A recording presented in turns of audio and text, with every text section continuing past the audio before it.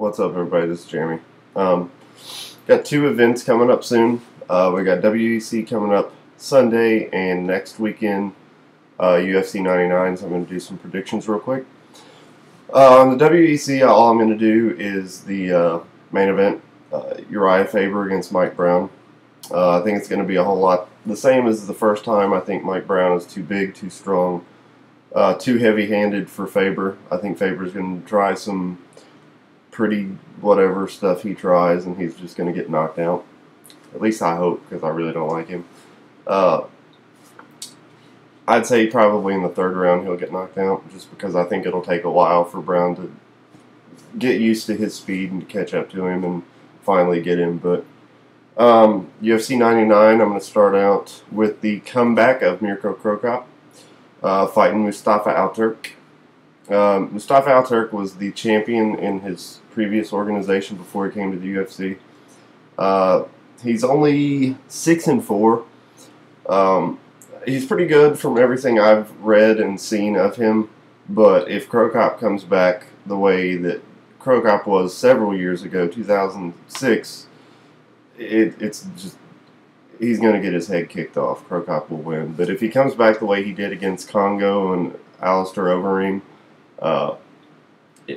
it could go either way. But just in hoping that Crocop comes back to the way he was in Pride, I'm going to go with Crocop. I think he can pretty much handle this guy regardless, but we'll see.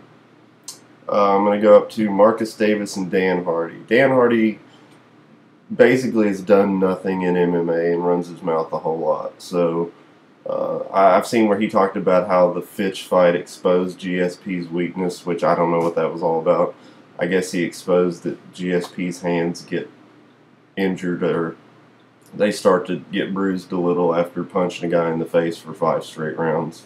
Other than that, I see no weaknesses exposed, but whatever. So hopefully Marcus Davis knocks this guy out. I'm pretty sure he will. Mike Swick against Ben Saunders. There's an experience advantage a little bit with Swick. Swick, I'm not positive on this, but I'm pretty sure that he trains with Koscheck and Fitch. So he's training with 2 of the top 5 probably welterweights in the world. So I think that'll give him a big advantage in this fight. If it was 2 years ago, I definitely would have said Swick because he was just on a roll. But now he's kind of, he hasn't looked so great lately. But I think with the experience and who he trains with, you know, pushing him every day, I think Swick will probably take this one. Cheat Congo against Cain Velasquez. Cain Velasquez is undefeated.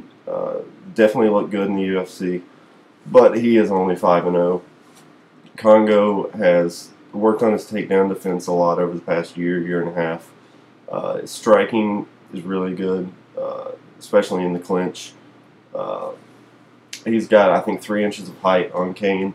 A lot of experience. I mean, he's won 24 fights compared to 5 for Cain. So, I mean, there's a big experience advantage there. And some, like I said, some height and probably some reach.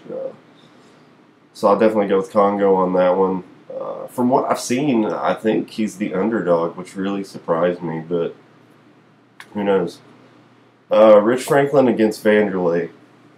There's no particular reason. I don't really like Rich Franklin. I don't know why. I've never, like, it's nothing against him really. I've just never really been like a big Rich Franklin guy. I don't know. So just with the history of everything, I want Vanderlei to win just because, I mean, he's one of the 2 top light heavyweights of all time. I mean, it's basically, when people compare it, it's him and Chuck.